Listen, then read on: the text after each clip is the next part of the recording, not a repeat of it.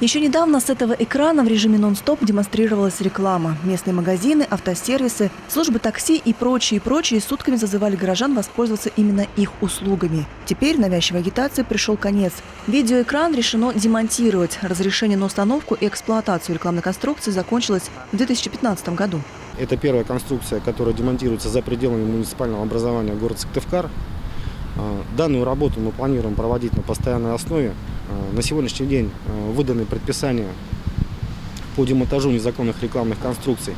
Это городской округ Воркута, это городской округ Ухта. И также мы планируем провести подобную работу по муниципальным образованиям Сосногорск, Тынышпагосский район, Усть-Илимский район, город Инта и город Печора.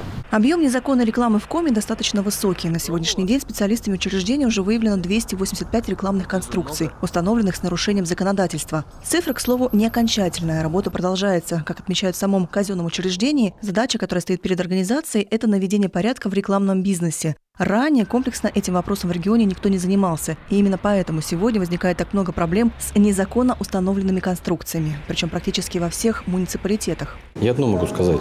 Задача не задавить рекламный рынок.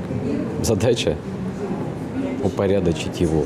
Поэтому, значит, будет и пролонгация договоров, будут переподписаны договоры, как были с муниципалитетами в свое время заключены, также будут переподписаны с республикой.